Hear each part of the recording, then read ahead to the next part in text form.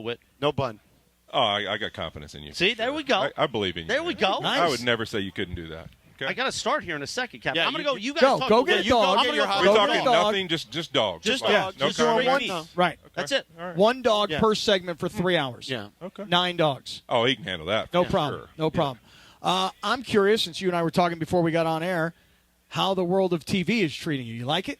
You know, it's crazy. It's been a lot of fun. I don't think when I was playing I ever thought I would do it and have this much fun doing it. I mean, obviously, I kind of thought it was, when you're a player, you're like, would you want to talk that much about the game, have moments where you got to talk about guys you really believe in or coaches in good ways and bad ways, right? But I never thought I'd be having the fun we're having.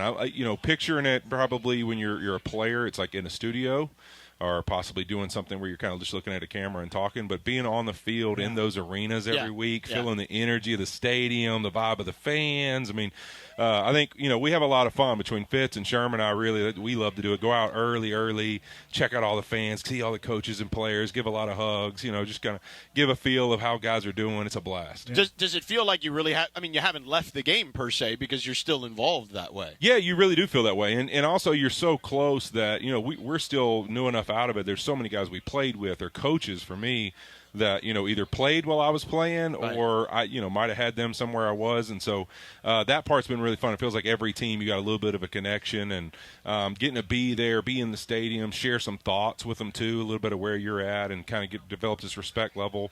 There's probably more coaches and GMs and different things that I've gotten to know now. Right. That I didn't have a clue, really. I respected them from afar, but I didn't really know them personally until I've had this opportunity to be in stadiums with them. Because I think that's one thing fans don't realize is that, we really don't have a lot of encounters with other players or teams outside of really just the football field. So, Big Whit, when you're on TV, you like the whole hoodie sport jacket look. Right. George here, famous for the turtleneck look that Tony Gonzalez, your partner, in NBA arenas, has tried to when I work there in you go. NBA There you go. arenas. Right, very famous for this. In fact, The Rock has actually stolen this from my partner here. But I am trying to adopt the look that you present. I like the hood with the jacket. Second time I'm rocking it. Yeah. What do you think? I think it's great. It's even kind of interesting how you work the blue T-shirt matching the sunglasses. You like it? That's an extra flair. You took it up a notch. Thank you. That's what I think is. Thank you. Your own flair to it. You got to make it your own. Right. That's Well, the how key. did you make it your own? You know what? It was crazy. Amazon really, the TNF team, that helped us, behind the scenes, obviously you could see all the people that are on TV, but behind the scenes, we have an awesome group, and we were just kind of visiting before the season started and their vision for what they wanted us to be, and it was, we really do want a group that looks professional but also is themselves, and we're not worried about looking uptight. We want to have fun. We want to be different. We want to challenge y'all every week with maybe something you never thought you'd be doing on TV or, in this industry. And so we want you to be yourselves. And so I happen to wear like a hoodie and like kind of a casual jacket just kind of hanging out. And they were like, that's kind of an interesting combination. I was like, oh, this is my go-to. When I go to a restaurant or something, I love wearing like a casual jacket and a hoodie. And they were like, well, what would that look like with a sports coat? And so we got played around with it and we shot it out, the first week, and it was received well. People loved it, and it's been a lot of fun since. It's funny. One of the suits that works at Amazon, Amina Hussein, yeah. you worked with me on NBA at She's the ESPN best. for many. She is the greatest human being you'll ever meet. Shout out to her in Pasadena. 'cause she Amina. lives here in Pasadena. Yep. Amina in Pasadena. But yeah, so I know the crew that you work with her, particularly kind of molding that. Michael Smith's a guy I worked with for many years, obviously at ESPN. You guys have an incredible crew.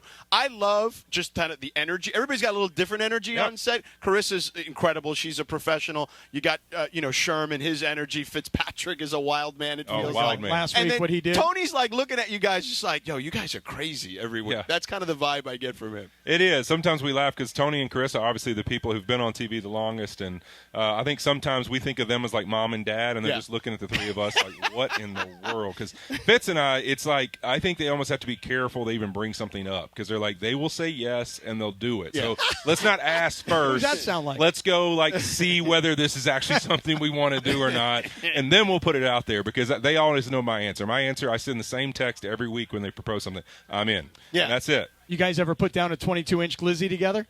No, 20. We did shoot some glizzies last year. The Broadzuka. We shot the Broadzuka in Seattle. Tony tried to catch glizzies in the air. It was a special moment. Sherm was rolling, and me and Fitz were having a lot of fun with it. He's got his number one glizzy. Oh, are we in first one? glizzy. Glizzy won. Round one. Glizzy won for Morales. There you go. You guys start. One See, of I nine. could Go on, not do do your this thing. without the Do your bun thing. because to yeah. me, holding it like Yeah. that Yeah, and it's eating kinda it without weird. a bun and no mustard, It just feels weird. It just doesn't look good. I mean, Feels just fine. Yeah. No. Listen, he You'll doesn't never want make carbs, 9. extra carbs. One Forget bite it. in, I guarantee you don't make 9. One bite in, you Wow. don't make 9. Wow. No chance. I got faith in him. He's a man He's of pacing pride. himself right now. He's a man of pride. He'll do it. He'll get it done.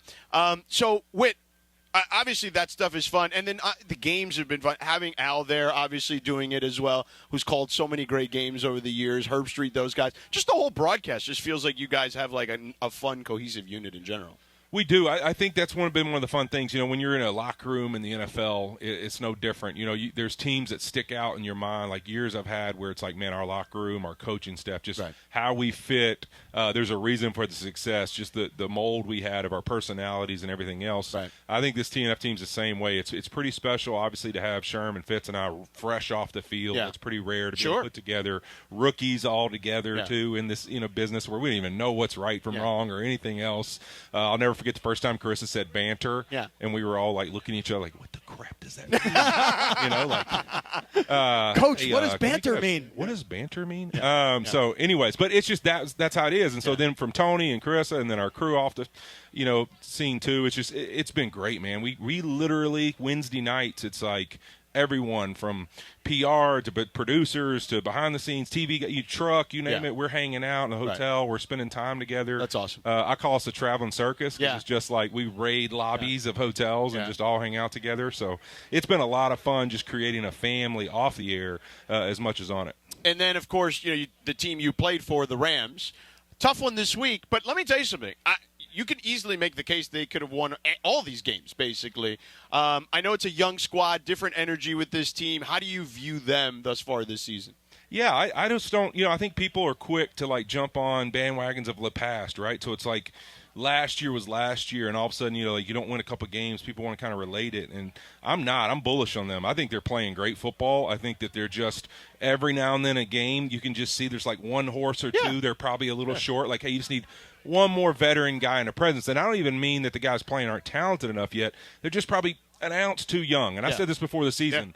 Like, I think they're going to be that team that takes people to the wire, beats some people that you're like, oh, no, they beat that team, and wins more games than you think. But they're also going to lose games where you're going to go, dang, if they just made this play or that play, and it's just purely experience. Niners it's and just Eagles. put them back in the position again. And you look at these games right now, you could easily say they're an offensive line injury in the second half from 2 or 3 other wins. Right. Which is why a veteran presence. Oh, here we go. He's trying to sell you again. Which could really help this team. Yeah. A veteran presence, that could really help the Rams for a team that is always having offensive line shuffling because of injuries. You're doing this because we're at home this week. So, this decision is always Melissa's decision, right? And so it's either travel to Kansas City or stay home and play in a home game, right? Yeah. Is that what it is? So you could play in a home game. You could get the wifey to agree right now.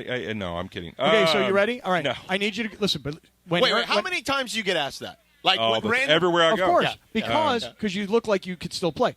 So when Eric Weddle came to play for you guys the year that you won the Super Bowl, he literally came off the couch. Yeah. I mean, he was working out, but he wasn't working out for football. He wasn't working. Okay. But. Okay. All right. They need you for one game this week. Big Whit, we got to have you. We need you. They don't need him for Arizona. I'm just getting big fella. He's hypothetically. We got to have you, big fella. If your question that you're trying to get to is could I play in a game, 100% I could play. All right. Yeah, no, physically, no problem at all. I'll be good to go. Yeah? Yeah, I don't want to do it 17, times, but physically I could play. You should do this just home games. It's like fast times. I'm trying to lose enough weight to play on the other side. I want to rush a little. Oh, okay. After the quarterback. All right. Maybe catch a tight end, but catch a pass in the end zone, Yeah. big tight, something. Tight end, defensive end. That's what I'm looking for. Tight end would be nice for you. That's it. Really good. 20, 30 more pounds. I'm ready to go. What about Puka Nacua, man? You were talking about some of the young guys. We were talking about the energy. Puka. Wow. How listen to that incredible is that reaction. kid been? I like him. Dude, really special. What I think's fun is that when you see these guys that, if you'd have asked Cooper Kupp and some of those guys in May, like, hey, man, there's something a little different about this guy. And then a week into camp, like, all right, he's got a chance. And like, you could feel the energy having got a chance to call their games and be around in the preseason helping out. It just, you could feel the energy of the vets in the room that are like, I can't wait to see this guy on an NFL Sunday. Not like what he's going to be, not predicting anything, but just like actually eager and excited to see him go compete in a game. And when you can kind of see veterans around the locker room have that feeling, it's like, oh, man, I want to watch this guy play. And to me, like, he's the Rams match to, like, a Deebo Samuel. He's a physical receiver. If you watch him, every catch he makes, he falls forward. I don't care who's tackling him. I don't care if it's a D lineman catching him. Whatever it is, like, he's always falling forward. There's always a physical presence to all his catches. And I think he almost, to that group, brings a little bit of an edge of his style of play, right? That he's got this great energy. He's got a physicalness to when he catches footballs, and that after-the-catch moment, which matches up great with a guy who's going to be tutoring him in Cooper Kupp. Yeah. I really think they have a special group there, and that's why I'm saying, to me, it's about seeing every week what this team continues to grow and where they grow and what they look like in November and December. Now, we know that he revealed that he's doing the 5:30. He's waking up at like 5 in the morning, doing breakfast with Stafford. That's a bit for them to allow that to happen. Right. I hope people understand this. I wasn't allowed. I wasn't invited to the 5:30s. Okay, so explain this. To get invited. Explain the 5:30 breakfasts what you've heard. Well, I know. I've seen it. I pull up, all three of our cars are there. I wasn't even invited to sit in those rooms. They meet in the mornings and they talk football and they talk life and they watch tape and they kind of break down things, and it's their little private time together. Big Whit wasn't invited in that, but Puka Nacua is. Not that I'm sensitive about it at all. No, I'm kidding. But it is really like something where Coop and Matthew appreciate this time to really break down football, think about what they should be doing offensively. Like, not with coaches involved, but just them, like just their thoughts and their, our vision for how we'd play this team. And then obviously they get the game plan and everything else, and it kind of molds throughout the week, but it's their time to really spend time with each other and get a feed for each other. And so for him to be invited to that just shows you the respect level that they have for him, and then also his hunger, because that's a commitment to get there that early every day, especially as a rookie. You're still, I always tell people it's like raising a teenager. Like, when you're a rookie, there's still you're still an emotional person, right? In the sense of, you're not these vets who like, hey man, there's a clock every day. I know exactly what I'm doing. You're still going off emotions sometimes. You feel good some days you don't. You forget things all the time, all that type stuff. So for him to show up and commit to that, that's awesome. Big Whit, how'd we all get out here? How we all get out here? Bud Light, 7-Eleven. I mean, how we all get to this? Like what Jamar Chase say? Always open, right? Yeah. Baby? Yeah. Let's go, 7-Eleven. So Let's go. You came out here to hang out with all these folks and sign autographs and everything. Yeah, Very cool. Good time, man. What's great about it is that this is how the Rams do what they've been wanting to do, which is become the team of LA, and really kind of be in that conversation, as Kevin Demoff has talked about a million times, with the Lakers and the Dodgers. Winning a Super Bowl obviously leads to that, but it's getting out here and being a brand ambassador. Collabing, man. Yeah. 7-Eleven, Bud Light, all of us, all of that. I mean, you think about that. Whatever you want to do, that's great. There's always some kind of give and take to it, man, and finding ways to work together, all moving in the same direction, creating cool experiences for the fans, for the community and the city. If you want to be embraced by people, I think you have to show people that you're worth being embraced by. And so I think it's really important to do things like this. I love the Rams mentality. I've always said this. Since I became a Los Angeles Ram, I've been floored with how committed they are.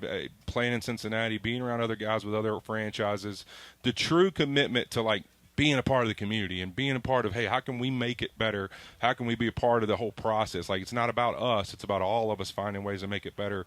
That's been something I've been floored by and extremely impressed and proud to be a part of. Now, let me ask you a quick question before we let you go, and that was certainly perfectly said, but are you going to embrace your former head coach when he's crying because he can't sleep because he's got a newborn baby at the house? I can't wait, baby. Yeah. Listen, I text him every week. I think I might be as excited as they are. I know him and Veronica can't wait. I mean, they've been waiting for this moment for a long time. Having spent a lot of time with him off the field, and his family's traveling and stuff together. I can't wait to see the little one. I can't wait to see him as exhausted as he thinks he gets right now, reaching a whole new level, but also being so content and happy and fulfilled. I can't wait that for him, and wish them nothing but the best. Awesome, man. Thank you for hanging out Big with us. Whit. Of course. Big Whit in the house. Big Whit comes to 7-Eleven. Yes, sir. Yes, he does. Yes, sir. Yeah, Big Whit comes to 7-Eleven. All right. Yeah. We're